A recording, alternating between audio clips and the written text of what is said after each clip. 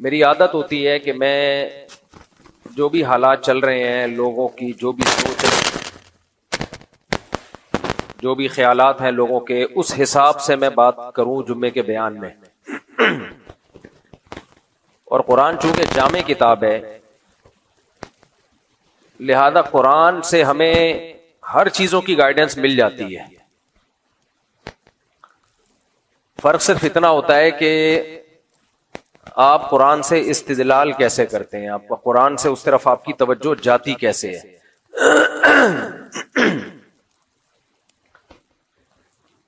قرآن مجید میں اللہ تعالیٰ کا ارشاد ہے وَلَوْ رَدُّوهُ إِلَى الرَّسُولِ وَإِلَىٰ أُولِي الْأَمْرِ مِنْهُمْ لَعَلِمَهُ الَّذِينَ يَسْتَنبِطُونَهُ مِنْهُمْ.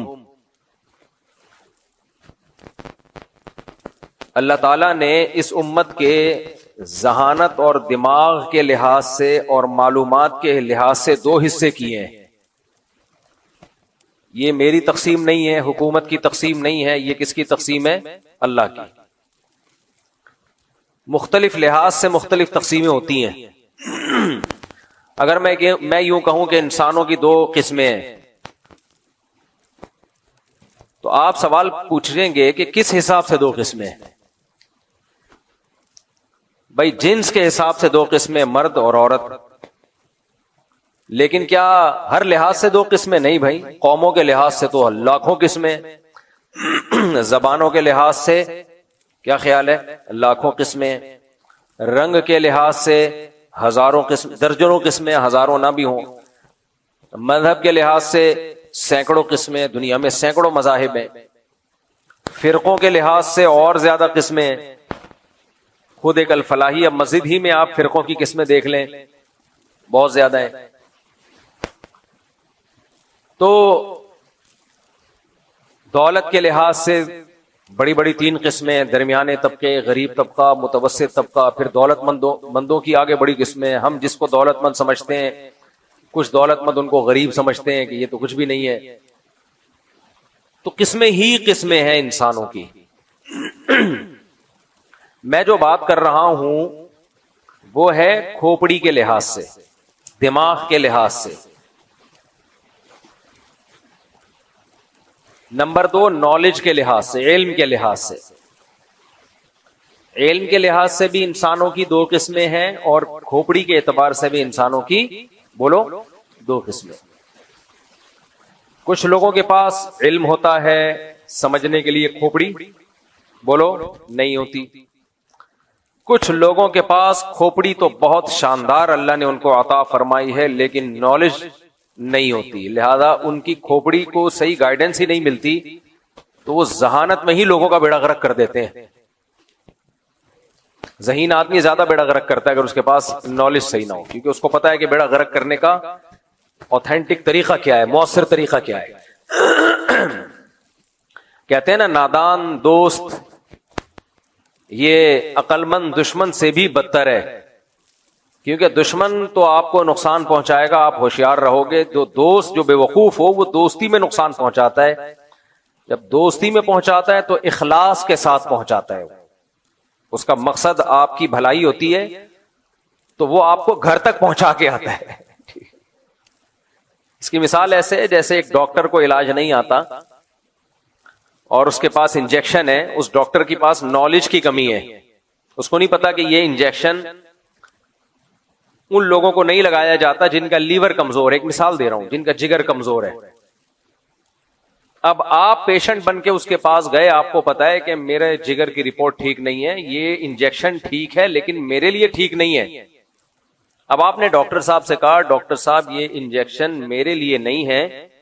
ڈاکٹر کو غصہ آ گیا اور اس نے کہا کہ میں تمہارا دوست ہوں، تمہارا خیر خواہ ہوں، میرے پاس نالج تم سے زیادہ ہے، یقیناً زیادہ ہے، لیکن اسپیسیفک اس انجیکشن کی بارے میں پوری ریسرچ نہیں کر سکا وہ. اب وہ انجیکشن اتنا زبردست ہے کہ اس میں بیماری کا یقینی علاج ہے. تو ڈاکٹر کیا کرے گا؟ آپ کی باتیں مانے گا نہیں، وہ آپ کو رسی سے باندھ کے انجیکشن ٹھوکے گا آپ کے، اور طبیعت سے آپ کو ٹھوک دے گا وہ. اس کے بعد آپ دوبارہ انجیکشن ٹھکوانے کے قابل نہیں رہیں گے. دشمن ہوتا کہتا جا مر بھائی، میرا تیرا کیا لینا دینا. دشمن تو یہ کام کرتا نا. دشمن ہوتا کہتا بھائی جا، تو نے مرنا، وہ تو اس کا تو خیال ہے کہ بچے گا اس سے. کیونکہ وہ ڈاکٹر آپ کا دوست ہے لیکن اس کی نالج کیا ہے؟ پوری نالج نہیں ہے اس کے پاس.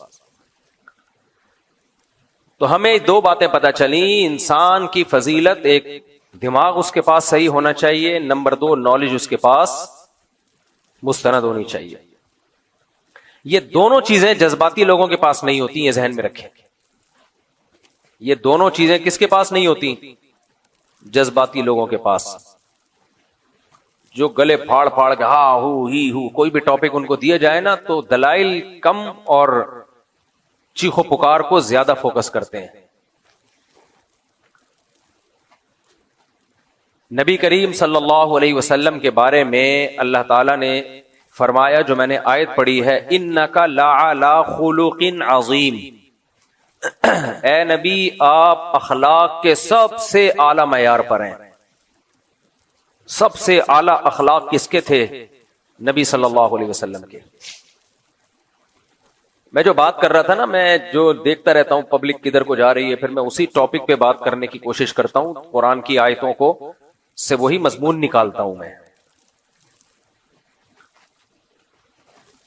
ہمارے ہاں یہ باتیں میڈیا پہ بہت زیادہ اٹھائی جانے لگی ہیں کچھ مذہبی لوگوں کا رویہ دیکھ کے، کہ جو مذہبی لوگ ہوتے ہیں وہ تہذیب یافتہ نہیں ہوتے. مذہبی لوگوں کے پاس تہذیب نہیں ہے، مہذب نہیں ہے، نالج نہیں ہے مذہبی لوگوں کے پاس، وغیرہ وغیرہ. دیکھو نالج کا مطلب اگر یہ ہے نا کہ میڈیکل سائنس کی نالج نہیں ہے، تو کیا سول انجینئر کے پاس میڈیکل سائنس کی نالج ہوتی ہے؟ اور اگر نالج کا مطلب یہ کہ اسے عمارتیں بنانا نہیں آتی، نقشے بنانے نہیں آتے، اسے نہیں پتا کہ کتنا ویٹ اٹھانے کے لیے کتنا سریا ڈالنا پڑے گا، بیس کتنی ہونی چاہیے، کھدائی کتنی ہونی چاہیے. تو اگر نالج کا مطلب یہ ہے تو پھر ڈاکٹر کے پاس، ڈاکٹر اس نالج میں زیرو ہوتا ہے. پھر تو سارے ہی جاہل ہیں. عالم صرف وہ ہے جس کو وہ علوم جو آپ کے پاس ہیں. ایسا تو کوئی بھی دنیا میں نہیں ہے. تو علم کا مطلب کیا ہے خوب سمجھیں. علم میں اور فنون میں فرق ہے. دیکھو فنون، فن کسے کہتے ہیں؟ فن بھی ایک علم ہے، لیکن وہ علم جس کی بیس پہ انسان کو دوسری مخلوق پہ فضیلت ہے، وہ علم ہے تہذیب کا علم، انسان کو انسان بنانے کا علم، کہ انسان مہذب کیسے ہوتا ہے. اللہ کرے میری یہ باتیں سمجھ میں آ جائیں، بہت ٹیکنیکل باتیں. اس وقت عملی خرابی کو ہم رونا کیا پیٹیں، نظریاتی طور پہ لوگ بگڑ رہے ہیں. جب آپ برائی کو اچھا سمجھنا شروع کر دو، اچھائی کو برا سمجھنا شروع کر دو، اچھائی اور برائی کی تعریف ہی خلط ملط ہو جائے، شراب اور زمزم میں کوئی فرق ہی نہ رہے، اور ناپاکی اور پاکی میں کوئی فرق ہی نہ رہے، تو پھر تو تباہی سے کوئی نہیں روک سکتا انسان. تو جو بڑا ایشو اس زمانے میں ہے، پہلی بات علم کسے کہتے ہیں؟ علم، نالج کوئی بھی ہو انسان کے لیے فائدہ مند ہے. فائدہ مند ہونا الگ بات ہے. دیکھو مجھے ایک بات بتاؤ، بھنگیوں کو گٹر صاف کرنا آتا ہے، مجھے اور آپ کو بولو نہیں آتا. کیا یہ بھی علم نہیں ہے؟ کیا انسانوں کے لیے فائدہ مند علم نہیں ہے یہ؟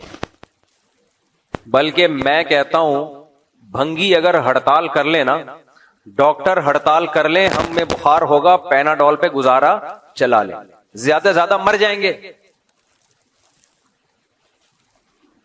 عزت سے تو مریں گے نا کم از کم. گاؤں دیہاتوں میں لوگ مرتے نہیں ہیں، ہارٹ اٹیک ہوا، قریب میں ہاسپٹل نہیں ہے، ڈاکٹر نہیں ہے، مر گئے، لوگ صبر کر لیتے ہیں، چلو یار آج نہیں تو کل جانا ہی تھا انہوں نے، چلو اللہ تعالیٰ مغفرت فرمائے، سب نے جانا ہے. کیا خیال ہے؟ کوئی پہلے چلا جاتا ہے، کوئی تھوڑا سا لیٹ چلا جاتا ہے. مجھے ایک بات بتاؤ، اگر بھنگی ہڑتال کر لیں ہم سب کا کیا ہوگا کالیا؟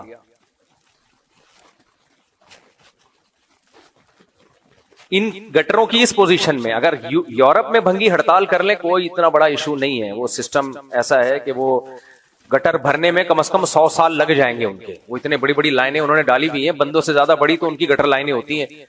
ان کے بھنگی بھی اس طرح کے نہیں ہوتے, بہت مشکل سے جاب ملتی ہے بھنگی کی بھی. 3 پیس سوٹ ٹائی میں, وہ یعنی ان کا ٹائی تو نہیں, یعنی ایک مخصوص ڈریس ہوتا ہے, اس میں پورا بندہ گٹر لائن میں اندر. اگر آپ کھانا ہضم کر کے واکنگ بھی کرنا چاہیں نا ہضم کرنے کے بعد, تو ان کی گٹر لائنوں میں واکنگ ہو سکتی ہے. جار ہمیں تو ایسا لگے گا دیکھ کے شاید یہ لیاری ندی بہ رہی ہے اور اس کے ساتھ میں بندہ واک کرتا ہوا جا رہا ہے, جیسے ہماری لیاری ندی ہے نا, اس ٹائپ کی ان کی گٹر لائنیں ہوتی ہیں. میں بات کر رہا ہوں ہندوستان, پاکستان اور بنگلہ دیش کی, کہ یہاں اگر بھنگی لوگ ہڑتال کر لیں, اسٹرائک کر کے بیٹھ جائیں, اور تو ہمارا ہوگا کیا. بس میں اس پہ آگے جاتا نہیں ہوں کہ کیا ہوگا. مسجد میں اس کو ایکسپلین کیا نہیں جا سکتا. ہم سب مریں گے اور بدترین موت مریں گے, کوئی اچھے لفظوں سے یاد نہیں کرے گا. فلاں گٹر میں ڈوب کے مر گیا, فلاں واش روم میں ڈوب کے, اس کے گھر میں پانی گٹر کا اتنا جمع ہو گیا تھا کہ تیرنے لگا. آپ مذاق نہ سمجھیں اس کو. ایک گٹر بند ہوتا ہے نا تو وہ پچھلے سارے گٹروں کا راستہ روک لیتا ہے. صرف 1 سے 1.5-2 مہینے کے بعد ایسا برا حال ہوگا کہ تصور سے روح کانپ اٹھتی ہے. بسوں والے ہڑتال کر لیں اتنا نقصان نہیں ہے, ڈاکٹر اسٹرائک ہو جائے اتنا بڑا نقصان نہیں ہے. بھنگی کی ہڑتال سے, اسٹرائک سے, اب ایسا نہ ہو میری یہ بات سن کر جتنے بھی بھنگی ہیں وہ کہ اچھا یار تنخواہ بڑھانے کا ایک بہترین آپشن آیا ہمارے پاس. میرے بھائی علم بھنگی کے پاس بھی ہے اور انسانیت کے لیے مفید علم ہے.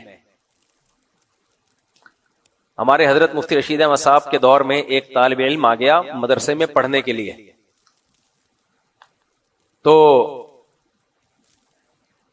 اس کے ماں باپ آ گئے کہ یہ آپ تو اس کو مولانا بنا رہے ہو. حضرت نے فرمایا دیکھیں یہ دین کا علم سیکھے گا اور حلال و حرام کا علم سیکھے گا, امت کی رہنمائی کرے گا. تو انہوں نے کہا نہیں یہ کوئی علم تھوڑی ہے, ہم وہ علم سکھانا چاہتے ہیں جس سے انسانیت کو فائدہ ہو. مثلا ڈاکٹر بنانا چاہتے ہیں, پائلٹ بنانا چاہتے ہیں, تو حضرت نے فرمایا دیکھیں اس سے بھی انسانیت کو فائدہ ہوگا. مجھے پوری کانورزیشن یاد نہیں ہے, اس کا اپنے الفاظ میں خلاصہ پیش کر رہا ہوں. اس نے کہا کہ جی نہیں جی یہ جو ہے یہ بہت فائدے مند علم ہے جو ہم. حضرت فرمایا فائدے مند تو بھنگی بنانا بھی ہے. سب سے زیادہ ضرورت سوسائٹی کی کس کو ہے؟ بھنگیوں کی ہے. فرمایا علوم سارے فائدے مند ہی ہوتے ہیں, ہم نے فائدے کے ساتھ ساتھ یہ دیکھنا ہوتا ہے عزت کس میں زیادہ ہے. فائدے کے ساتھ ساتھ کیا دیکھنا ہوتا ہے؟ عزت کس میں. بھنگی بننے میں عزت نہیں ہے, کوئی اپنے بچے کو بھنگی بنانا نہیں چاہتا. ڈاکٹر بننے میں عزت ہے اور ہونی بھی چاہیے, میں اس کے خلاف نہیں ہوں کہ آپ کہیں کہ ڈاکٹر اور بھنگی کو میں نے ایک ہی صف میں لے جا کے بٹھا دیا ہے. فرمایا اصل بات یہ ہے کہ عزت کو دیکھتا ہے انسان کہ عزت کس علم میں زیادہ ہے. آپ کی بچی کے لیے ڈاکٹر کا رشتہ آئے گا, فرشتہ سمجھ کے دے دو گے آپ اس کو, رشتہ نہیں بلکہ کیا سمجھو گے؟ فرشتہ. جمعدار کا رشتہ آئے گا, نشتہ, رشتہ نشتہ. لے رکشہ اور دفع ہو جا کے, شیر آ نہیں رہا مجھے, دفع ہو جائے یہاں سے. تو حضرت نے فرمایا سب سے زیادہ قابل عزت علم جس کی بیس پہ سب سے زیادہ عزت ملتی ہے وہ دین کا علم ہے. تو انہوں نے کہا یہ تو کوئی نہیں ملتی عزت. حضرت فرمایا کہ اسی لیے جتنی ملنی چاہیے اتنی نہیں ملتی کہ اللہ نے یہ عزت آخرت کے لیے محفوظ کر کے رکھی ہوئی ہے. کہ اللہ کی نظر میں سب سے زیادہ قابل عزت علم جو ہے وہ کون سا ہے؟ دین کا علم. ضرورت کا انکار نہیں ہے, دوسرے علوم کی ضرورت. دیکھو لوگ بے اعتدالی کا شکار ہیں اس میں. کچھ تو ہمارے دیسی لوگ ہیں جو کہتے ہیں کہ صرف دین ہی کا علم ہے باقی سب فضول ہے. یہ بھی غلط ہے. بعض پیغمبروں کو اللہ نے دنیاوی علوم بھی دیے ہیں. حضرت داؤد علیہ الصلوۃ والسلام کے ہاتھ میں لوہا پگھل جایا کرتا تھا. یہ ایک مادی یعنی ایک ایسا معجزہ تھا جس کا مادی زندگی میں فائدہ ہے. اور بھی کچھ پیغمبر گزرے جن کو اللہ نے علوم دیے, لیکن یہ تمام پیغمبروں کو نہیں دیے. کسی پیغمبر کو کوئی علم دیا, کسی پیغمبر کو کوئی علم دیا. قدر مشترک جو تمام پیغمبروں میں جو کامن بات تھی وہ کیا تھی؟ دین کا علم. مجھے تھوڑا سا پانی ذرا پلا دیے گا, ٹھنڈا نہ ہو. تو دین کا علم اللہ نے تمام پیغمبروں کو دیا ہے. کیا خاص چیز ہے بھائی دین کے علم میں جو اللہ تمام پیغمبروں کو دے رہا ہے؟ کیا خاص بات ہے اس میں؟ ٹھنڈا نہ ہو بھائی. تو کیا خاص چیز ہے اس علم میں؟ تمام پیغمبروں کو اللہ یہ علم دے رہا ہے, دین کا علم. پھر نبی صلی اللہ علیہ وسلم نے فرمایا, بسم اللہ,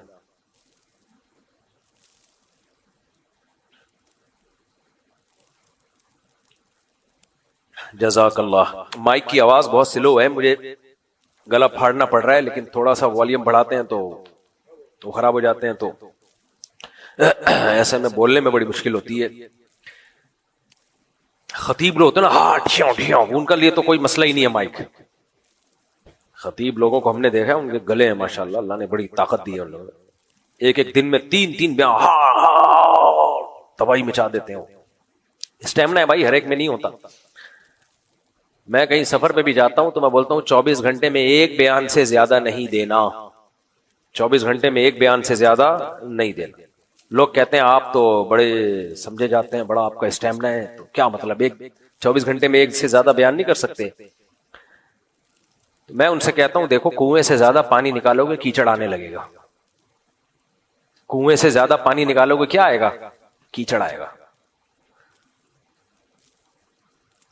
دماغ جب استعمال ہوتا ہے نا بیان میں, تو پھر 24 گھنٹے میں ایک ہی ہو سکتا ہے وہ. خالی گلا اگر استعمال ہو رہا ہے پھر آپ 6 بھی کر سکتے ہیں. ہاں کچھ خطیب ایسے ہیں جن کا ٹاپک ایک ہی ہوتا ہے, وہ ایک دن میں 4 6 بیانات بھی کر لیتے ہیں, وہ ٹھیک ہے, وہ ان پہ کیونکہ اسی ٹاپک کو انہوں نے ریپیٹ کرنا ہوتا ہے.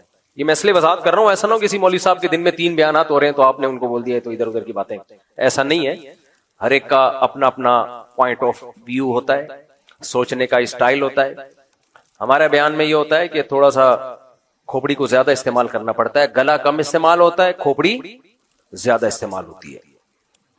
تو اس لیے میں جہاں بھی جاتا ہوں ایک بیان بس. ہاں اسی بیان کو ریپیٹ کرنا ہے تو پھر تو 4 دفعہ کر لو, پھر ٹھیک ہے. لیکن بات یہ ہے کہ ریپیٹ بھی نہیں ہوتا ہم سے, تو کیونکہ جو فرسٹ ٹائم بات میں جو جان ہوتی ہے نا اسی کو ریپیٹ کریں گے تو وہ جذبہ نہیں رہتا, وہ جذبہ نہیں رہتا. اس کے لیے ضروری ہے رات کو سو کے دوبارہ اٹھیں, پراٹھا کھائیں. اور میں ساتھیوں سے کل کہہ رہا تھا کہ یار نبی صلی اللہ علیہ وسلم کی سنت ہے, جب بھی سفر سے واپس آتے تھے 2 رکعت مسجد میں پہلے پڑھا کرتے تھے. اور کراچی والوں نے ہماری عادت خراب کر دی, ہم جب بھی سفر سے واپس آتے ہیں پہلے چائے پینے جاتے ہیں کوئٹہ ہوٹل, ایئرپورٹ سے سیدھے. یہ میرا سفر تھا آذربائیجان, کل رات آیا ہوں میں. آذربائیجان سے 4-5 دن کا سفر تھا. آتے ہی ایئرپورٹ سے ہم سیدھا کہاں گئے ہیں؟ کوئٹہ ہوٹل چائے پینے. کیوں؟ 3-4 دن چائے کے نام پہ مذاق ملا ہے. دبئی ایئرپورٹ پہ میں نے اپنے دوست سے کہا یار اچھی سی چائے لے کر آؤ, وہ اچھی سی لے کر آئے. میں نے کہا اچھی سی نہ لاتا تو زیادہ اچھا تھا. خیر لوگ اتنی چیزیں بنا کے شارٹ کلپ چلا دیتے ہیں کہ لوگ کہتے ہیں مولوی صاحب یہ بتانے کے لیے ہمیں بیٹھے ہوئے کہ چائے کہاں کی پینی چاہیے. امریکہ سے ہم آئے, پچھلے مہینے آئے نا, امریکہ سے اترتے ایئرپورٹ پہ ہم کوئٹہ ہوٹل گئے. وہاں جا کے ہم نے کہا 15 دن ہو گئے تمیز کی چائے ملے ہوئے. اب دیکھو 4-5 دن سے نا چائے چائے چائے نہیں مل رہی تھی. چائے جدھر انڈا موڑ پہ کوئٹہ ہوٹل سے چائے پی ہے, میں نے لڑکوں سے کہا, میں نے کہا اٹ از کالڈ چائے. پتہ نہیں یہ کوئٹہ ہوٹل والا ذائقہ آتا ہی نہیں ہے کسی ہوٹل میں. جو مرضی کر لو بھائی, وہ اللہ نے کوئٹہ کے پٹھانوں کے ہاتھ میں ہی کچھ بلٹن ہے یہ کمپنی کی طرف سے کہ یہ بنائے گا تو اب کیا ڈال رہے ہیں, اللہ خیر کرے. لیکن بہرحال ٹیسٹ جب ہی آتا ہے. یہ نہ پنجاب میں ملتی ہے نہ پشاور میں ملتی ہے, یہ صرف کوئٹہ اور کراچی میں ملے گی آپ کو یہ چائے. خیر تو میں یہ عرض کر رہا تھا کہ دیکھو اللہ تعالی نے انسان کو فضیلت دی دو قسمیں کی ہیں اللہ تعالیٰ نے انسانوں کی. دماغ جن کے پاس زیادہ ہو، علم جن کے پاس زیادہ ہو. اور علم سے میری مراد کیا ہے؟ سائنس اور ٹیکنالوجی کا علم نہیں، وہ بھی ضروری ہے، بہت زیادہ ضروری ہے، اس زمانے میں تو بہت سے بھی زیادہ ضروری ہے. اور اگر آپ کے پاس صرف مذہب کی تعلیم ہے، آپ کے پاس اس زمانے میں سائنس اور ٹیکنالوجی کا علم نہیں ہے، تو آپ دنیا میں راج نہیں کر سکتے، آپ مذہب کو بھی نقصان پہنچاؤ گے. کیونکہ دنیا میں ترقی کے لیے وہی اصول ہیں جو اللہ نے دنیا کے لیے رکھے ہیں، جو فطرت کے تقاضے رکھے ہیں. اس سے لڑو گے تو ہار جاؤ گے، چاہے کتنے بڑے نیک آدمی ہو. میں بار بار ایک مثال دیتا ہوں نا، آپ بہت زیادہ تہجد گزار ہو اور سجدے کر کر کے آپ کے ماتھے پہ محراب بن گیا ہے. بعض لوگوں، ہم نے بھی بہت الحمدللہ سجدے کیے، پتہ نہیں محراب نہیں بنتا. کچھ لوگ 4 دن نماز پڑھتے اتنا بڑا محراب بن جاتا ہے. ہم بھی بھائی اتنے ہی سجدے کرتے ہیں جتنے محراب والے کر رہے ہیں. لیکن بہرحال بعض لوگ 4 دن کریں گے اور اتنا ماشاءاللہ اللہ نے شاید ان کو نوازا ہو، واللہ والا بنتا بھی ہے.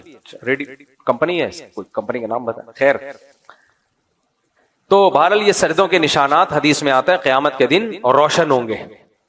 خیر، تو آپ بہت تہجد گزار ہو، للہ فی اللہ روتے رہتے ہو. ایک دن بجلی کی تار، برہنہ تار کو آپ نے ہاتھ لگا لیا. وہ تار آپ کو چھوڑے گی یا گلے ملے گی آپ سے؟ بولو، گلے ملے گی.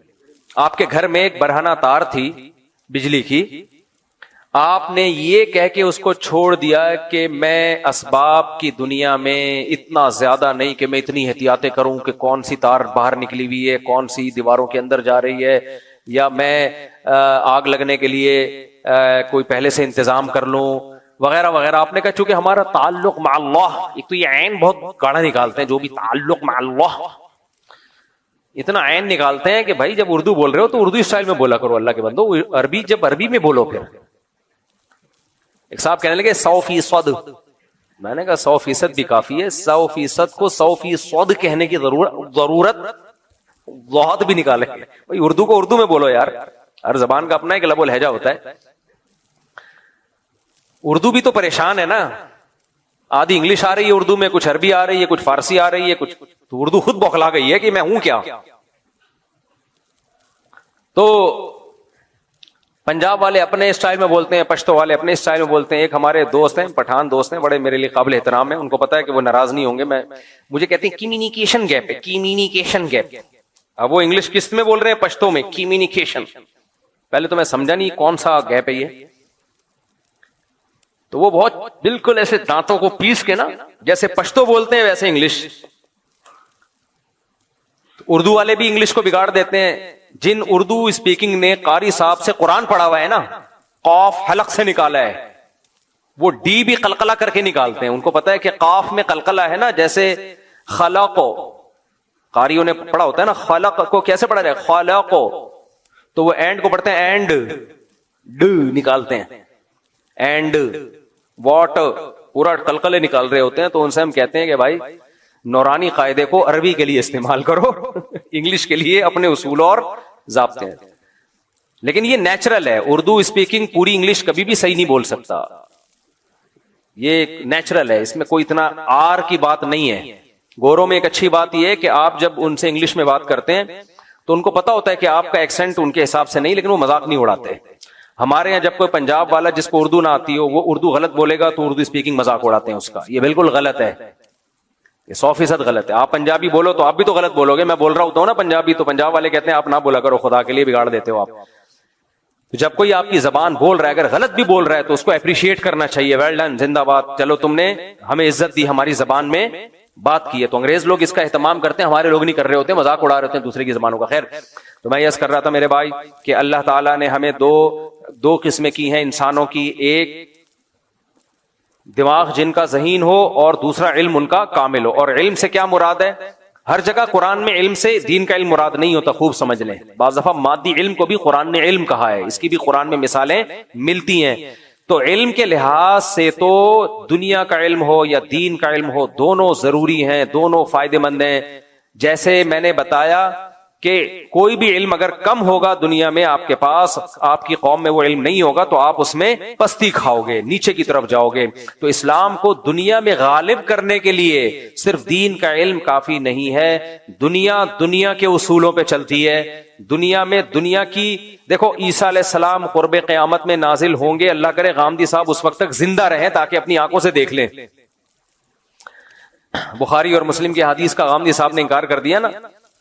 اتنی واضح حدیث ہے کہ لَيُوشِكَنَّ أَن يَنزِلَ فِيكُمُ ابْنُ مَرْيَم، ضرور بھی ضرور تم پر عیسیٰ ابن مریم نازل ہوں گے. تو جناب غامدی صاحب اگر یہ مطلب حدیث، یہی حدیث تو ہے بخاری مسلم کی، اور بھی حدیث کی کتابوں میں آئی ہے. اگر نبی پر کسی نے یہ ان حدیثوں میں جھوٹ باندھا ہے معاذ اللہ، تو اس کا مطلب یہ امت بہت بڑی کذاب تھی، کیونکہ اس حدیث کو ایک راوی نے بیان نہیں کیا، متعدد راوی ہیں، وہ سارے جھوٹے تھے معاذ اللہ. پھر تو امت پہ اعتماد ختم. پھر تو کیا بھروسہ یہ کتاب جو ہمیں قرآن ملی ہے امت نے اس میں تحریف نہ کر دی ہو. آپ کہہ سکتے ہیں قرآن کی حفاظت کا تو اللہ نے وعدہ کیا ہے. اس کا جواب یہ کہ یہ بھی تو اسی قرآن میں لکھا ہوا ہے جو ہمیں اس امت نے دیا ہے. عقلی طور پر امکان ہے خود ہی لکھ کے ہمیں دے دیا ہو، لیکن ہم کہتے ہیں یہ نہیں ہو سکتا، کیونکہ تواتر کے ساتھ جب کوئی چیز چلی آ رہی ہوتی ہے اس میں غلطی کا امکان نہیں ہوتا. تو حضرت عیسیٰ علیہ الصلوۃ والسلام جب نازل ہوں گے نا قرب قیامت میں، اچھا جب نازل ہوں گے تو اس وقت ہی نازل ہوں گے. کائنڈلی ابھی آپ کوئی ایسا کام نہ کرے.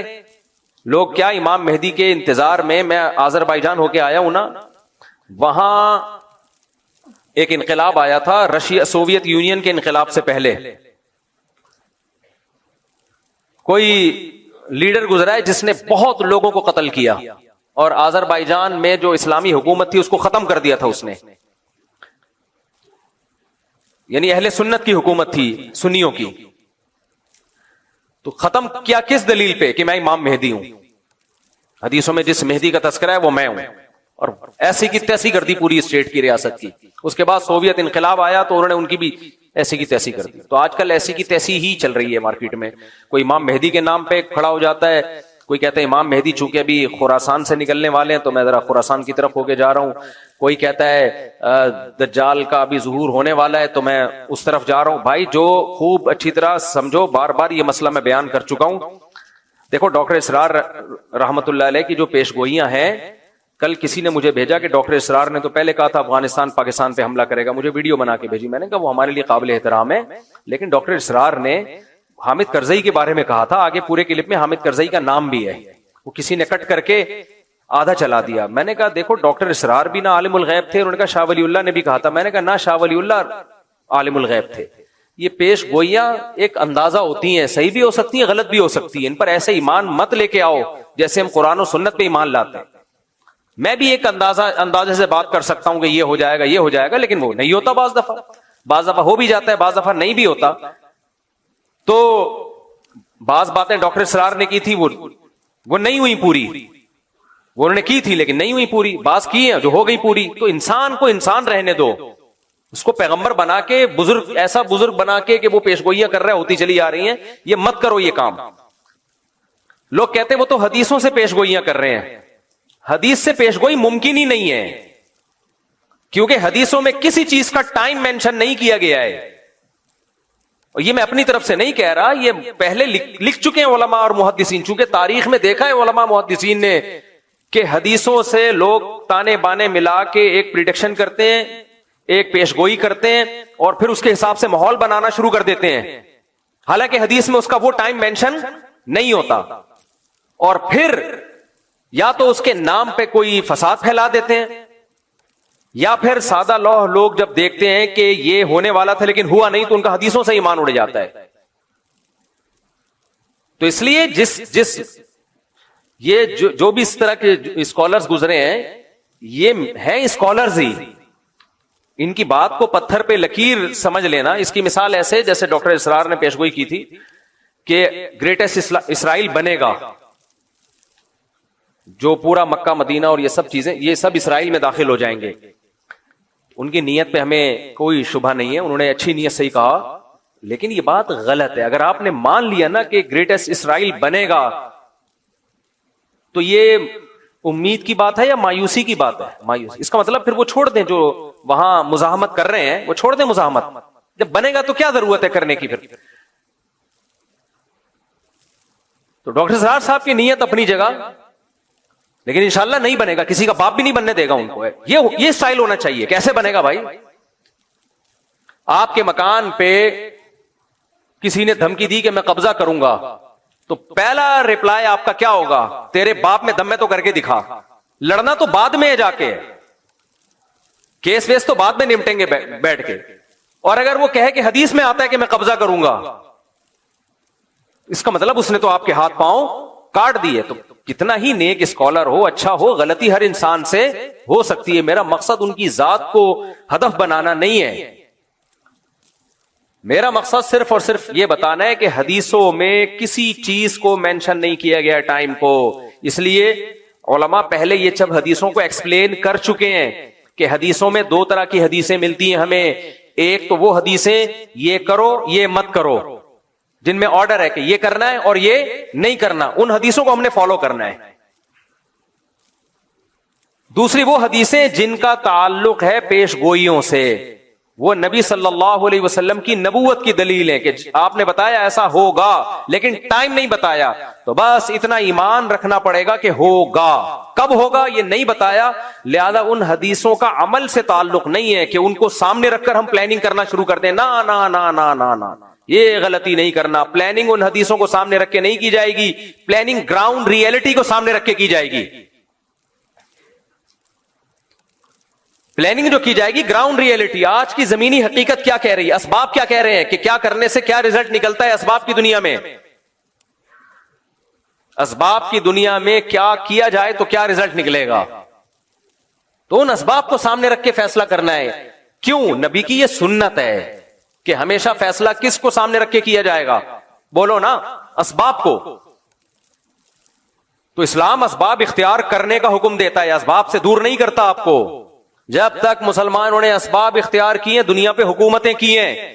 سلطان محمد فاتح نے ترکی میں، استنبول میں، قسطنطینیہ میں جو قلعہ فتح کرنا تھا، اس کے لیے وہ اپنی صف میں بزرگوں کو بھی لے کر گیا جو دعائیں مانگیں گے. لیکن اس کے لیے بزرگوں کو تو لایا ہے دعائیں مانگنے کے لیے، لیکن اس نے پہلے اپنے انجینئرز کو کہا کہ اتنی بڑی توپ بناؤ جو اس سے پہلے دنیا میں کسی کے پاس اتنی بڑی توپ نہ ہو، جس کو لوگ کے بولیں یہ توپ ہے. کہتے ہیں نا کیا توپ چیز ہے،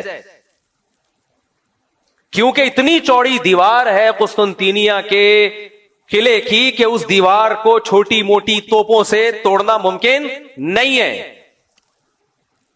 وہ کہہ سکتا تھا ہمارے پاس اتنے بڑے بزرگ ہیں، نیک لوگ ہیں، اتنا بڑا لشکر ہے، اور نبی نے خوشخبری بھی دی قسطنطینیہ فتح ہوگا. آپ نے فرمایا سب سے بہترین لشکر وہ ہوگا جو قسطنطینیہ فتح کرے گا. یہ تو بتا دیا آپ نے، لیکن کیا مطلب؟ بس ہم چلے ہیں فتح کرنے؟ کیوں نبی نے کہا ہوگا فتح. بھائی نبی نے ڈیٹ نہیں بتائی ہے کہ محمد فاتح کے ہاتھ پہ ہوگا یا اس سے پہلے کسی کے ہاتھ پہ ہوگا. اس کے ہاتھ پہ ہوگا جو اسباب اختیار کرے گا. 700 سال کے بعد جا کے یہ پیش گوئی پوری ہوئی ہے نبی کی. 700 سال پہلے بھی حملے ہوئے ناکام. کیوں؟ دشمن زیادہ طاقتور تھا اور جو اٹیک کرنے والے وہ دشمن کے مقابلے میں کمزور، حالانکہ نیک تھے. صحابہ، تابعین، تبع تابعین، انہوں بھی حملے کیے ہیں. حضرت ابو ایوب انصاری کی قبر ہے وہاں قسطنطینیہ میں دیکھ کے آیا ہوں. لیکن کیا بھائی دنیا دار الاسباب ہے. صحابہ نے کوششیں کی اپنے لحاظ سے، جو وسائل اختیار کر سکتے تھے کیے، نہیں ہوا فتح. سلطان محمد فاتح نے کہا کیوں نہیں ہو رہا؟ اس قلعے کی ایسی کی، اتنی چوڑی دیواریں ہیں نا اس قلعے کی، اس دیوار کی جو استنبول کے گرد انہوں نے کھینچی تھی رومیوں نے، یا تو یہ عیسائیوں نے تھی یا عیسائیوں سے پہلے حکومت تھی فارس کی، ایرانیوں کی، جو مجوسی تھے، آگ پرست تھے. اب اس میں دونوں قول ملتے ہیں ہمیں، مجھے پوری تحقیق نہیں ہے کہ یا تو یہ مجوسیوں نے بنائی تھی پہلے آگ پرست. دو ہی بڑی سپر پاور گزری ہے نا بھائی، ایک ایرانیوں کی گزری ہے اور ایک مسیحی. اس سے پہلے تو یہودیوں کی تھی. دیکھو پہلے یہودیوں نے دنیا میں حکومت کی ہے، سلیمان اور داؤد علیہ السلام کے دور میں. ہر جگہ کس کی تہذیب نظر آتی تھی؟ یہودیوں کی. سلیمان علیہ السلام کا نا پورا حدود سے آ کے خبریں دی ہیں. ملکہ سبا ہے، وہ ملکہ سبا کو بھی فتح کر لیا اور وہ پھیلتے چلے گئے. تو جو سپر طاقت تھی دنیا میں، جو سلطنت قائم تھی، وہ کس کی تھی؟ یہودیوں کی. اس سے پہلے کی تاریخ میں میں نہیں جا رہا, اس سے پہلے بھی بہت لوگوں نے دنیا میں حکومتیں کی ہیں, تو ماضی قریب کی بات میں کر رہا ہوں. اس کے بعد اللہ نے کس کے ہاتھ میں روحانی خلافت دی ہے؟ مسیحیوں کے ہاتھ میں. حضرت عیسیٰ پر ایمان لانے والے یہ پھیلتے چلے گئے, جنگوں کے ذریعے بھی, دعوت اور تبلیغ کے ذریعے بھی.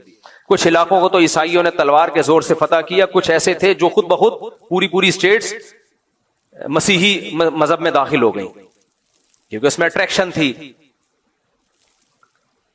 لیکن یہ جو مجوسیوں کی حکومت تھی, آگ کی پوجا کرنے والے ایران کی طرف تھے, یہ ان کی اپنی ایک الگ ریاست تھی, بہت بڑی اسٹیٹ تھی ان لوگوں کی بھی. تو یہ دو سلطنتیں, ایک رومن امپائر اور ایک ایرانیوں کی جو مجوسیوں کی امپائر تھی, یہ دو بڑی طاقتیں تھیں جب اسلام دنیا میں بولو آیا. تو عیسائیوں کی لڑائی زیادہ تر انہی سے ہو رہی تھی, یا تو یہودیوں سے ہوتی تھی یا ان سے ہوتی تھی مجوسیوں سے. تو یہ جو استنبول ہے ترکی, یہ تھا پہلے مجوسیوں کے قبضے میں, آگ پرستش, آگ کی جو پوجا مشرک لوگوں کے. اب یا تو یہ دیوار انہوں نے بنائی تھی جس پر مسیحیوں نے اسی طرح سے حملہ کیا, بہت مشکل سے اس پہ قبضہ کیا, یا یہ کہ یہ بنائی کس نے تھی؟ مسیحیوں نے بنائی تھی. یہ دیکھنا پڑے گا کتابوں میں, اس وقت میرے ذہن میں نہیں ہے. لیکن بہرحال مسلمانوں کے لیے اس کو فتح کرنا آسان کام نہیں تھا, اور نبی نے خوشخبری بھی سنا دی تھی, نعما جیش یغزو القسطنطینیہ او کما قال صلی اللہ علیہ وسلم, کیا ہی بہترین لشکر ہے جو قسطنطینیہ کو فتح کرے گا, اور کیا ہی بہترین ہے وہ شخص جو, وہ امیر جو اس کو فتح کرے گا.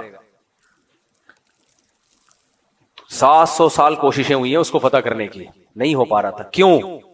اس لیول کے اسباب نہیں تھے جو انہوں نے اپنے ڈیفنس کے لیے رکھے ہوئے تھے. حالانکہ اٹیک کرنے والے, حملہ کرنے والے میرے اور آپ جیسے نہیں تھے, بڑے اللہ والے, بڑے نیک لوگ تھے, بڑے بزرگ لوگ تھے وہ. لیکن نہیں بھائی, دنیا دار الاسباب ہے. انہوں نے ڈیفنس کا سسٹم اتنا مضبوط کیا ہوا تھا, جس کی دیواریں اتنی چوڑی کہ اس پہ گدا گاڑیاں چل سکیں, بیل گاڑیاں چل سکیں, اتنی چوڑی دیواریں. ان دیواروں پہ آپ اس زمانے کے گولے مارو گے تو کیا ہوا, ایسا لگتا تھا جیسے کسی نے خارش کی ہے, کھجایا ہے تھوڑا سا دیوار کو. اس کو کیسے فتح کریں؟ پھر 2 سمندروں کے بیچ میں ایک نہر ہے جو یورپ کے ترکی کو اور ایشیا کے ترکی کو الگ کرتا ہے. اس سمندر کو بھی کراس کرنا تھا, وہ بھی ممکن نہیں تھا, اور اس سمندر تک کشتیاں پہنچانا ممکن نہیں تھا, اس پانی تک کشتیاں پہنچانا ممکن نہیں تھا. کشتیاں سمندر کے راستے سے لے کر آئے تو دشمن کا قبضہ تھا اس پہ, اور کشتیوں کو بائی روڈ لے جانا, اتنی بڑی تعداد میں سمندری جہاز جیسی کشتیوں کو بائی روڈ لے جانا ممکن نہیں تھا. تو سلطان محمد فاتح نے 2 خاندانی کام کیے. بولا سب سے پہلے تو ایک اتنی بڑی توپ بناؤ کہ جس کو لوگ کہیں یہ کیا ہے, کیا توپ بنائی ہے, کیا توپ بنائی. یہ اسباب اختیار کیے اس نے. اور دوسرا, کھوپڑی استعمال کرو. جب تک ہم وہ جو 2 سمندروں کو ملانے والی پٹی ہے پانی کی, اس میں کشتیاں نہیں اتاریں گے, اور اتارے بھی چپکے سے, دشمن کو پتا نہ چلے, تو اس وقت تک ہمارے لیے اس کو فتح کرنا ممکن نہیں. مشورہ ہوا کہ ایک ہی آپشن ہے ہمارے پاس, توپیں تو بنانا کوئی مشکل نہیں ہے, اب انجینئرز نے بنا لی بڑی بڑی توپیں, آج بھی رکھی ہوئی ہیں ترکی کے میوزیم میں آپ جائیں. تو سب سے بڑا مسئلہ یہ ہے کہ خشکی کو پار کر کے پانی میں کشتیاں کیسے اتاری جائیں, جہاں مجاہدین کو بٹھا کے شہر کے اندر بھیجا جائے تاکہ وہ پیچھے سے بھی اٹیک کریں. 2 بڑے چیلنج تھے. نمبر 1 کشتیاں وہاں تک پہنچانا, نمبر 2 چپکے سے پہنچانا, کیونکہ دشمن دیکھ لے گا, وہ مارے گا.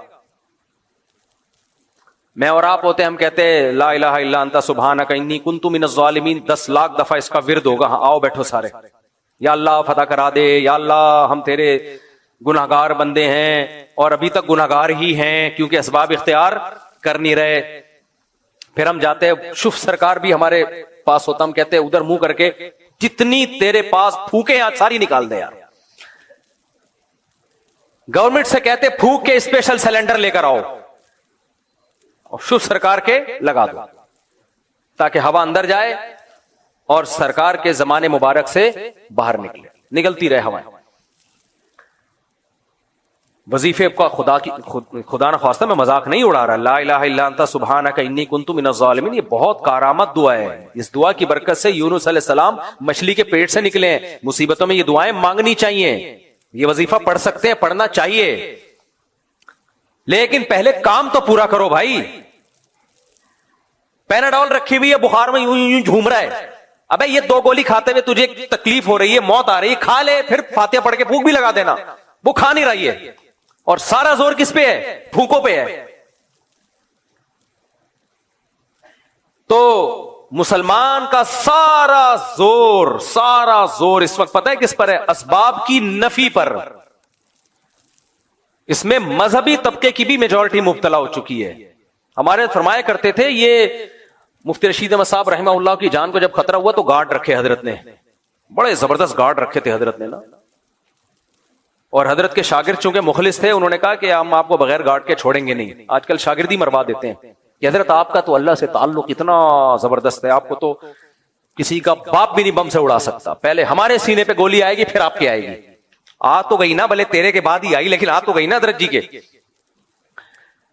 تو حضرت نے تو کم رکھے تھے گارڈ. حضرت کے شاگرد چونکہ حضرت سے محبت کرتے تھے، انہوں نے کہا یہ اتنے کافی نہیں ہے. حضرت فرمایا کافی ہیں. فرمایا نہیں، اس کو بڑھائیں گے. آپ کی سیکیورٹی آپ نہیں، یہ ہمارے ہاتھ. جب محبت ہوتی ہے نا انسان کو، آپ کو ابا سے محبت ہے، آپ کو پتا ہے کہ ابا کا بی پی ہائی ہوا ہے، یہ گولی کھائیں گے تو نارمل ہو جائیں گے. ابا کھا نہیں رہے تو آپ گن پوائنٹ پہ کھلاؤ گے ان کو گولی. اگر آپ کو محبت ہوگی، نہیں ہوگی تو آپ بولو گے چلو ابا کا مرنے کا پروگرام ہے. تو دیکھو اسلام میں زبردستی نہیں ہے، کسی چیز میں زبردستی نہیں ہے. نہیں بھائی، جس سے محبت ہوتی ہے آدمی کہتے ہیں اس کو بچاؤ. تو ہمارے حضرت کے شاگرد تھے، چونکہ وہ حضرت سے مخلص تھے. انہی دنوں میں مولانا یوسف الجھانوی شہید رحمۃ اللہ علیہ کو بھی بڑے خطرات تھے. تو وہ بیچارے کہیں بغیر گارڈ کے نکلے. کسی نے کنپٹی پہ، اتنے بڑے عالم، اتنے بڑے بزرگ، کیسا روحانی نورانی چہرہ، ایسے پرہیزگار. ہم نے ان سے جب بھی ملاقات کی ہے، کہتے ہیں نا کچھ لوگ نیک لوگ ہوتے ہیں جن کو دیکھ کے اللہ یاد آ جائے، وہ ان لوگوں میں سے تھے. اور علم کا سمندر، کیسے آرام سے بیچارے کہیں باہر نکلے، آرام سے کسی نے گولی ماری اور نکل لیا. ہمارے حضرت کو اتنا غصہ آیا، حضرت نے فرمایا کہ ان کا قتل ان کے مریدوں کے ذمے ہے. حضرت تو جوش میں آ کے نا دیکھتے نہیں تھے. اتنا وہ شکر ہے اس وقت میڈیا نہیں تھا. فرمایا ان کے قاتل ان کے مرید ہیں. اتنا غصہ، وہ مریدوں نے قتل نہیں کیا تھا بیچارے. مطلب حضرت کا یہ تھا کہ جب ملک کی حالات بھی آپ کو معلوم ہے تو آپ نے زبردستی سیکیورٹی کیوں نہیں دی ان کو؟ اگر وہ نہیں بھی لے رہے تو آپ کو اگر ان سے محبت تھی تو آپ نے زبردستی ان کی سیکیورٹی دینی چاہیے تھی.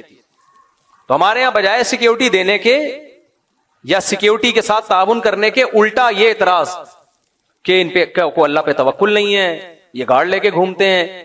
تو اس موقع پہ ہمارے حضرت نے فرمایا کہ جو ان کے مریدین ہیں نا، ان سے بولو اپنی دکانوں پہ تالے ڈالنا چھوڑ دو. رات کو دکانیں بغیر تالے کے چھوڑ کے چلے جایا کرو، آیت الکرسی پڑھا کرو اور پھونک مار کے جایا کرو. ٹھیک ہے نا، تالا والا نہ لگاؤ. کہ اپنی دکانوں پہ جس میں انسان نہیں ہے، پیسہ پڑا ہوا ہے، پیسہ بھی کیا ہوگا، کچھ بسکٹ کے ڈبے رکھے ہوئے ہوں گے، کچھ شیمپو کی بوتلیں رکھی ہوئی ہوں گی، اس پر اتنے موٹے موٹے تالے ڈالتے ہیں. اور جو انسان ہے، جو ان کے پیر و مرشد ہیں، ان کی حفاظت کا کوئی لوگوں نے انتظام نہیں کیا. میں جانتا ہوں ان کے مرید بیچارے مخلص تھے، لیکن ٹرینڈ یہی چل رہا ہے نا آج کل کے دینداروں میں. ٹرینڈ یہ چل رہا ہے کہ حفاظت کی بالکل کوئی فکر، کوئی پرواہ نہیں ہے. ہماری مسجد میں جب سیکیورٹی کے مسائل کھڑے ہوئے نا تو کچھ لوگوں نے اعتراض کیا، یہ کیا، ادھر سے بھی تلاشی، ادھر سے بھی تلاشی. مجھے بہت زیادہ تنگ کرنا شروع کیا. مرغی پہ مسائل کھڑے ہوئے نا، یہ مرغیاں مفتی صاحب نے، میں نے ہٹا دی. میں نے کہا ایسی کی تیسی چھوڑو یار، جو چیزیں لوگوں میں بدگمانی کا ذریعہ بنی ہٹاؤ اس کو. ساری مرغیاں، حالانکہ کم سے کم بھی 2 سے 2.5 لاکھ روپے کا سیٹ اپ بنایا تھا میں نے، وہ سارے ضائع ہو گئے میرے. میں نے کہا ہٹا دو، کوئی مسئلہ نہیں. سیکورٹی پہ بھی یہ کہ وہاں سے آ رہے ہیں تلاشی، وہاں سے یہ کیا ہے، کوئی GHQ ہے یا کیا ہے، یہ کوئی بم لے کے آ رہے ہیں. میں نے ساتھیوں سے بولا کوئی کمپرومائز نہیں کرنا ہے، کسی بے وقوف اور احمق کی بات میں سے ذرا بھی متاثر نہیں ہونا. میں نے کہا اس کو ڈبل کرنا ہے، کم نہیں کرنا. سمجھ رہے ہو، جتنے سارے نمازی خلاف ہو جائیں نا، ایسی کی تیسی. جاؤ باہر. بے وقوفوں کی باتوں میں آ کے یہ تھوڑی کہ اس میں سیکیورٹی صرف ہماری نہیں ہے، آپ کی بھی ہے. اللہ سب کو بچا کے رکھے. جب بم پھٹتا ہے نا تو جس کو ہدف بنایا جاتا ہے صرف وہ نہیں جاتا، غریبی میں 10-15 بھی اسی کے ساتھ جو بیان سننے آئے تھے وہ بھی چلے جاتے ہیں. تو بھائی یہ تو آپ کے فائدے کے لیے ہے. اس سیکیورٹی کو ابھی ہم نے بڑھانا ہے، سمجھ رہے ہو، کم نہیں کرنا. تو آپ کو اگر کوئی تکلیف ہو رہی ہے، ہم آتے ہیں تو ہماری تلاشی کیوں لی جاتی ہے، ہم کوئی شکل سے دہشت گرد لگ رہے ہیں. آپ شکل سے جتنے بھی شریف لگے یار، پھر بھی آپ کو پوری تلاشی لی جائے گی آپ کی، ٹھیک ہے نا. تو اس لیے بیان سننے آنا ہے تو تلاشی میں کمپرومائز، سیکیورٹی میں کوئی کمپرومائز بولو نہیں ہوگا. ایک دن کیا ہوا، یہاں پر ایک بندہ بیٹھا ہوا تھا، شروع کی بات ہے جب زیادہ سیکیورٹی کا سخت نظام نہیں تھا. اس کی جیب میں ٹی نکلی، پسٹل تھی اس کی جیب میں. ہم بدگمان نہیں ہو رہے، اپنے ڈیفنس کے لیے لایا ہوگا، لیکن بھائی کسی کے چہرے پہ تھوڑی لکھا ہوا ہوتا ہے. تو گارڈ نے یوں کر کے نظر لاتے رہتے نا، تو اس نے دیکھ لیا، اس کو بلایا. خیر ہم نے پولیس والوں کو بلایا، انکوائری کی. وہ بندہ صحیح تھا، یعنی کوئی وہ نہیں تھا.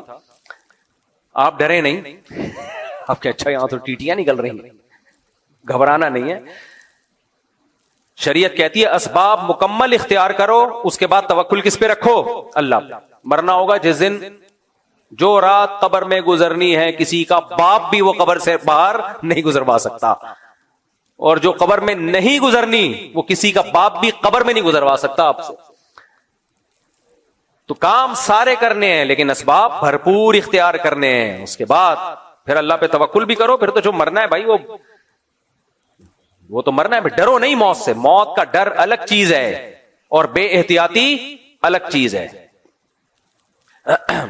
تو ہمارے حضرت نے فرمایا کہ یہ جتنے بھی لوگ ہیں نا، جو حضرت مولانا یوسف جہانوی شہید رحمۃ اللہ علیہ کو انہوں نے سیکیورٹی نہیں دی، فرمایا کہ یہ اپنی دکانوں پہ بڑے موٹے موٹے تالے ڈال کے جاتے ہیں، حالانکہ اندر کیا رکھا ہوتا ہے؟ شیمپو کی بوتلیں.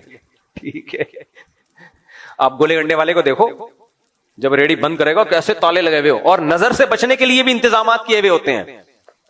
حلیم کی دیگوں پہ لکھا ہوتا ہے، کالا جوتا لٹکا ہوا ہوتا ہے، اس بزنس کو نظر نہ لگے. بزنس کیا ہے؟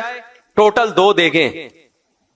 اللہ اور برکت دے بھائی، 2 دیگیں کو 4 کر دے اللہ، ہماری دعا ہے. لیکن ابے بھائی یا تو بہت بڑا جاپان کی گاڑیوں کا تیرا شو روم ہوتا، اربوں خربوں روپے کی ٹرانزیکشن ہو رہی ہوتی، روزانہ 50 گاڑیاں نکل رہی ہوتی تیرے شو روم سے، تو نظر سے بچنے کے لیے کچھ اہتمام کرتا. وہ کر نہیں رہا، وہ بیٹھا ہوا ہے آرام سے. تیری حلیم کی دیگ ہے، اس پہ جوتے بھی لٹکے ہوئے ہیں اور کالے کپڑے بھی جھوم رہے ہیں. رکشے والے نے پیچھے جوتا لٹکایا ہوا ہوتا ہے، اب کم نظر آ رہا ہے، پہلے بہت ہوتا تھا. میں نے ایک دن پوچھا یار یہ کسی کی چپل اٹک کے رہ گئی ہے. بعض دفعہ ہوتے ہیں لوگ، میرے تو یہ خیال تھا کوئی اترتے ہوئے چپل اٹک گئی تو اس نے باہر لٹکا دی کہ جن صاحب کی ہوا کے لے جائیں. اس نے کہا بھائی یہ نظر سے بچنے کے لیے. میں نے کہا بھائی ٹرک کو نظر لگی تھی تو رکشا بن گیا تھا وہ، اس کو کیا نظر لگے گی؟ یہ کیا بنے گا بیچارہ. یوسف علیہ السلام کے قریب کسی کا حسن ہو، ایسے اس بچے کی ماں حسن کو نظر سے بچانے کے لیے کچھ اہتمام کرے. جیسے کہتے ہیں حضرت عثمان نے ایک خوبصورت بچہ دیکھا تو اس کو ایک تل لگا دیا تھوڑا عیب پیدا کرنے کے لیے. تو سمجھ میں آتا ہے بھائی مائیں بچوں کو نظر سے بچا رہی ہیں، وہ بچے جو اندھیرے میں نظر نہیں آتے. وہ واقعہ پورا کون سا واقعہ تھا؟ ہاں وہ واقعہ رہ گیا. چلو تو خیر، تو سلطان محمد فاتح نے کیا کیا؟ یہ اسباب اختیار کی. میرا مقصد واقعہ سنانی ہے، تو میں ہسٹری بیان کر چکا ہوں پہلے بھی جب میں ترکی کا دورہ کر کے آیا تھا. یہ صرف یہ بتانا تھا کہ ہمارے ماضی کیا تھا، اور آج ہم منہ کی فائرنگ کے علاوہ ہمارے پاس کچھ بھی نہیں. اور اوپر سے ہمارے جو دیسی لبرل ہیں جن کی قیصر احمد راجہ نے طبیعت سے کلاس لی ہوئی ہے، قیصر احمد راجہ کو لازمی سنا کرو اور اس کے چینل کو آگے پھیلاؤ بھی. کیونکہ مجھے جو اب تک نظر آیا ہے پاکستان میں کم از کم واحد بندہ ہے جو ان دیسی لبرل کے خلاف کھڑا ہوا ہے. یہ دیسی لبرل جو ہے نا، جن کے پاس کچھ بھی نہیں ہے، نہ دین کا علم ہے نہ دنیا کا علم ہے، بیٹھ کے پھینکتے رہتے ہیں، انگلش میں انگلش ٹھش پھش مارتے رہیں گے. عوام سمجھتی ہے یار کیا نالج ہے یار. ابے بھائی وہ نالج آپ کو لگ رہی ہوتی ہے. میں نے بتایا نا ایک انٹی آئی ہیں آج کل، وہ کہہ رہی ہیں ڈارون کی جو تھیوری ہے کہ جو ارتقاء ہے وہ ایک ثابت شدہ حقیقت ہے سائنس میں، جھوٹ سے بات شروع ہو رہی ہے. پھینکنے پر گورنمنٹ نے کوئی پابندی لگائی ہے؟ یار پھینکتے رہو. سائنسدان کہہ رہے ہیں کہ ثابت شدہ نہیں ہے، اور ہمارے پڑھے لکھے کہہ رہے ہیں کہ ثابت شدہ ہے. کوئی حکیم دوا بنا رہا ہے, اس کو خود اطمینان نہیں ہے کہ بھی ٹرائی کروں گا, اور اس کا جو منشی بیٹھا ہوا ہے وہ کہہ رہا ہے ایسی بہترین دوا ہے 100 بندوں پہ تجربہ ہو چکا ہے, تو اس سے بھی آگے نکلنے کی کوشش کر رہا ہے. تو یہ دیسی لبرل جو اس طرح کی تحقیق پیش کر رہے ہیں نا, خوب سمجھ لو ان کا مقصد تحقیق نہیں ہے, ان کو ایک ٹاسک دیا گیا ہے کہ علماء کو اور اسلام کو پیچھے رکھنا ہے. اس کا طریقہ یہ ہے کہ سائنس کو اس انداز میں پیش کیا جائے کہ لوگ سمجھیں کہ سائنس اور مذہب آپس میں ٹکرا رہے ہیں. ابھی ایک دیسی لبرل انکل ہیں, ان کے اسپیچ سن رہا تھا, میں کہہ رہے تھے کہ مذہبی آدمی تو تہذیب یافتہ ہو ہی نہیں سکتا, مذہبی آدمی تہذیب یافتہ ہو ہی نہیں سکتا. واہ واہ واہ واہ بھائی, تہذیب مذہب کے علاوہ خدا کی قسم کسی کا باپ کہنے والا تھا, لیکن پھر دیکھا تہذیب یافتہ نہیں ہوتے یہ. دیکھو مذہب جو ہے نا بھائی ہمارا اسٹائل ہے نا, اسٹائل تھوڑی ہم چینج کریں گے, اسٹائل ہے نا, اسٹائل بھی تہذیب کا ایک حصہ ہے. انگریز بھی تو باپ کے ان کے باپ ہوتے نہیں تو وہ ماں کے تانے دیتے ہیں, یہ تہذیب ہے. جن کو یہ مہذب کہہ رہے ہیں نا, دیکھو میں اگر کہنے والا تھا کہ مذہب نہ ہو تو کسی کا باپ بھی تہذیب نہیں سکھا سکتا, یہ جملہ میں نے ادھورا چھوڑ دیا نا. اگر میں یہ جملہ بولتا کہتے دیکھو یہ مولویوں کی لینگویج ہے, کسی کا باپ بھی نہیں سکھا سکتا, کسی کا چاچا بھی نہیں سکھا سکتا, تو یہ گورے بہت مہذب ہیں, حالانکہ گوروں میں باپ ہوتا ہی نہیں ہے. ابے مجھے ایک بات بتاؤ, جس کا باپ ہو, جن کے ہاں باپ ہوتے ہوں لیکن زبان صاف نہ ہو, وہ بھی غیر تہذیب یافتہ ہے, میرے جیسے مہذب نہیں ہے, میرے جیسے دیسی ہیں وہ, لیکن باپ ہے. اور ان لوگوں کے ہاں باپ ہوتے ہیں, اور ایک اخلاق بہت ٹائٹ زبردست, لیکن ان لوگ کیا باپ ہی مارکیٹ سے کیا ہو گیا ہو, شارٹ, زنا سے بچے پیدا ہوتے ہوں, اس بچے کو کوئی مرد اون کرنے کے لیے تیار نہ ہو کہ میرا بیٹا ہے. ان کو کیا کہہ رہے ہیں, تہذیب یافتہ. آپ نے یہ سمجھ میں آ رہا ہے میں کیا کہنا چاہ رہا ہوں؟ او بھائی ایک تہذیب کی شکل ہوتی ہے, nice to meet you, thank you, 3 piece suit tie, بغلیں بھی کون جھانک رہا ہے جا کے, وہ بھی چھپی بھی ہیں, بس اوپر سے فٹ فاٹ. لیکن سوسائٹی میں زنا بھی ہے, بے انتہا نشہ ہے, نشے کے بغیر کوئی چل نہیں سکتا, اور نشہ نہ بھی ہو تو 15-20 کپ کافی پیے بغیر ان کا دماغ ہی کام نہیں کرتا. اتنے زیادہ ہائپر لوگ ہوں, ہر شخص نشہ کر رہا ہو, بہت سے ملکوں میں نشہ لیگل ہو, شراب تو لیگل ہے ہی ساری دنیا میں. اتنا زنا, اتنا زنا, اتنا زنا, پھر نسلیں روک لی ہوں کہ ان کو کھلانا پڑے گا کمبختوں کو, اس کو کہہ دیا تہذیب. اور مذہبی آدمی جو بیچارہ 2-4 کبھی الٹی سیدھی باتیں ممبر پہ بیٹھ کے اسٹائل ٹھیک نہیں ہوتا, اس کا بات ٹھیک کر رہا ہوتا ہے, اس کو کہہ دیا یہ ہے ہمیں تہذیب سکھائیں گے. تکلف اور تہذیب میں زمین اور آسمان کا فرق ہے. کبھی چھپڑ میں خوشبو لگا کے اکیلے میں ملو, خدا کی قسم انسانیت کی خدمت میں نے جتنی علماء میں, صلحاء میں, تبلیغ والوں میں دیکھی ہے, کسی میں نہیں دیکھی ہے. گورا اس کی خاک تک نہیں پہنچا ہے. جو انسانیت کی خدمت, میں ہر مولوی کی بات نہیں کر رہا, ہر ممبر پہ بیٹھا ہوا عالم نہیں ہوتا, ہر وہ شخص جو اللہ رسول کی نام لے رہا ہے وہ عالم نہیں ہوتا, وہ دیندار بھی ہونا ضروری نہیں ہے. بہت سے لوگ مذہب کا منجن بیچتے ہیں, میں تو خود بتاتا رہتا ہوں کتنے مدارس ہیں جن میں بھرپور کرپشن ہے, اور اس مدرسے کے محتمم نے 4 دیواری کھڑی کر کے یتیم بچوں کو لا کے رکھا اس لیے تاکہ نوٹ چھاپ سکے. گیٹ اپ اس کا مذہبی ہے, تو گیٹ اپ کی بات میں کر نہیں رہا ہوں. صحیح معنوں میں جو علماء ہیں, آپ کبھی ان کے پاس بیٹھو, ان کے حوال پڑھو, سنو, آپ کی 14 طبق روشن ہو جائیں گے آپ کے.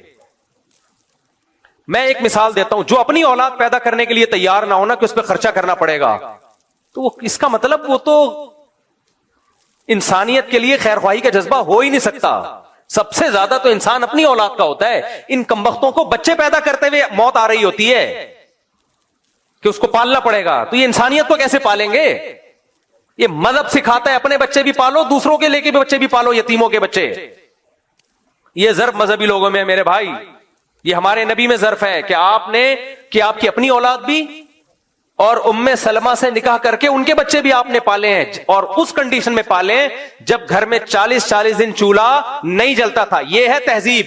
کوئی ایک گورا ایسا لا کے دکھاؤ مارکیٹ میں جن کے تم صبح شام تہذیب کی باتیں کرتے ہو, ایک لا کے دکھاؤ تم. وہ بیوی سے وفا نہیں کرتا, وہ آگے نسل کیا بڑھائے گا بھائی؟ اور ان کی عورتیں مردوں سے وفا نہیں کرتی ہیں.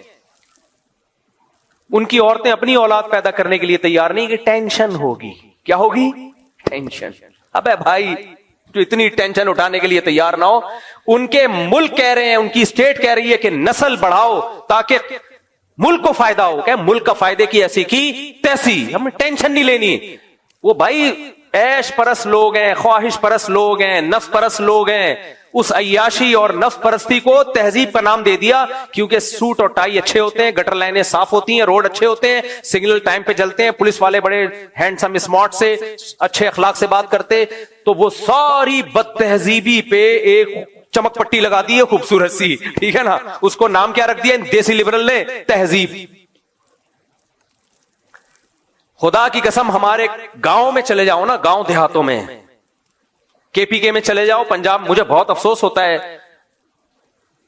گاؤں سے ایک بندہ جاتا ہے باہر امریکہ کینیڈا چکر لگا کے آتا ہے, اپنے گاؤں کے لوگوں کو برا بلا کے ان میں پینڈو لوگ ہیں, تہذیب نہیں ہے. میں کہتا ہوں بھائی تو وہاں سے پیسہ کما کے 10 بندوں کو کھلا رہا ہے, تو پینڈو ہے, تو جاہل ہے, تجھ میں تہذیب نہیں ہے. گورا بیوی کو ایک چائے کی پیالی پلانے کے لیے تیار نہیں ہے, اور وہ کیا ہے مہذب. میں نے کہا تمہارا دماغ خراب ہو گیا ہے, ایک چکر باہر سے لگا کے آتے ہو, تھوڑا روڈ موڈ صاف دیکھ لیتے ہو نا, سڑکیں مڑکیں, بڑے متاثر ہو جاتے ہو. یہ تو ہماری گورنمنٹ اگر انسان کے بچہ بن جائے تو ہمارا ملک بھی صاف ہو سکتا ہے. ہمیں کوئی شوق تھوڑی ہے کہ میلہ رہنے کا, تو حکومت نے باقاعدہ میلہ بنانے کا پروگرام بنایا ہوا ہے. تو اس لیے یہ ان دیسی لوگوں سے بہت ہوشیار رہو. انگریز آئے گا نا یہاں, جب گاؤں دیہاتوں میں جاتا ہے, یہاں محبتیں دیکھتا ہے, وہ بڑا متاثر ہوتا ہے, یار انسانیت تو تم میں ہے, ہم تو سب تنہا ہیں, ہمارا تو کوئی خاندان نہیں ہے, کوئی پریوار نہیں ہے, ایک ایک بھائی 10 بھائیوں کو بھی, چھوٹے بھائیوں کو بھی کھلا رہا ہے, بہنوں کو بھی کھلا رہا ہے, باپ رکشا چلا رہا ہے, بہت کم آمدن ہے, لیکن اپنے بیٹے کی شادی اپنے خرچے پہ کر رہا ہے کہ برائی میں نہ پڑ جائے. یہ رسپانسبلٹی وہ اٹھا رہا ہے. گورے میں یہ دم بولو نہیں ہے. ہاں ہر چیز ایک مینجمنٹ کے تحت ہے, تو مینجمنٹ جہاں بھی ہوگی تو وہ دیکھنے میں خوبصورت لگے گی. مثال کے طور پر ہمارے یہاں مینجمنٹ نہیں ہے کیونکہ قانون نہیں ہے, اور یہ ہمارا قصور تھوڑی ہے, تو ہماری حکومتوں کا قصور ہے. اس کی میں ایک مثال دیتا ہوں. بد تہذیبی کے ساتھ کتنا ہی اچھا کام ہو برا لگتا ہے, تہذیب کے ساتھ کتنا ہی برا کام ہو اچھا لگتا ہے. تو وہاں بہت سارے برے کام ہو رہے ہیں ایک تہذیب کے ساتھ, کام برے ہو رہے ہیں. وہ ہمارے یہاں بہت سے اچھے کام ہو رہے ہیں بد تہذیبی کے ساتھ. تو کام اچھا ہے, لگ کیا رہا ہے, بولو نا برا لگ. مثال کے طور پر آپ جمعہ پڑھنے آؤ اور لائن لگائے بغیر گھستے چلے جاؤ, کوئی ادھر گر رہا ہے, کوئی ادھر گر رہا ہے, کوئی 2 بندے بیٹھے ہوئے چپک کے بیچ میں گھسنے کا شوق ہے, کندھے پھلانگ پھلانگ کے جا رہا ہے. پڑھ کیا رہا ہے؟ نماز, جس میں اس کو 1 روپیہ نہیں مل رہا, باوضو ہو کے آ رہا ہے, اپنا ٹائم اللہ کے لیے قربان کر رہا ہے, سجدہ کر رہا ہے, سبحان ربی الاعلی, سبحان ربی العظیم, ایاک نعبد و ایاک نستعین, اور پھر ٹھیک ٹھاک پیسہ بھی نکال کے دیتا ہے چندے کے لیے. یہ اس لیے کہہ رہا ہوں کہ تاکہ دیا کرو, چندے کے لیے پیسہ بھی دیتا ہے, اپنی جان اپنا مال خرچ کر رہا ہے, اور پھر جناب بڑے تحمل کے ساتھ بیٹھ کے دعا بھی مانگ رہا ہے اپنے مرحوم والدین کے لیے, یا ماں کے لیے, یا باپ کے لیے. کتنا اچھا کام کیا نا, لیکن چونکہ بد تہذیبی کے ساتھ ہو رہا ہے, کوئی دیکھے گا بولے کیسے بد تہذیب لوگ ہیں یار, چپلیں آڑی ترشی رکھی ہوئی ہیں. مسجد کا خادم اس دن چھٹی پر تھا, اس نے جھاڑو لگائی نہیں ہے. یہی ہوتا ہے ہمارے یہاں, جھاڑو لگائی تھی تو کیچڑ والے پاؤں لے کے لوگ اندر آ گئے, اور پنکھا کام نہیں کر رہا, اسپیکر شور کر رہا ہے, صحیح ہے نا. یہ سارے مسائل نظر آئیں گے تو بندہ کیا کہ کیسے بد تہذیبی لوگ. تہذیب تو وہاں ہے یار. وہاں گئے چرس خانہ, نماز کی کوئی جگہ نہیں. جو ان کے چرچ نہیں, چرچ تو ختم, چرچ میں کوئی پادری کے علاوہ کوئی بیٹھا ہی نہیں ہوتا. ایک تھوڑا سا کم از کم اللہ کی عبادت تو ہوتی تھی نا, کچھ نہ کچھ اللہ کا نام لے لیتے تھے. وہ شرک کے ساتھ, شرک اللہ کو قبول نہیں ہے, میں شرک کو پروموٹ نہیں کر رہا, لیکن پھر بھی ہر مذہب میں کچھ خیر کی تعلیمات تو ہوتی ہے نا, مذہبی مرکزوں سے ان کو ملتی ہیں. وہ چرچ تو ہو گئے خالی, جو ان کا اپنا مذہب تھا اس کو بھی ختم. چرچ میں کم از کم ماں باپ کی خدمت کی تعلیم تو دی جاتی ہے نا, ہومو سیکسولیٹی کے خلاف بات کی جاتی ہے, زنا کو برا کہا جاتا ہے, شراب کو برا کہا جاتا ہے. جو خیر کی جگہ تھی وہ کیا ہو گئی, ختم.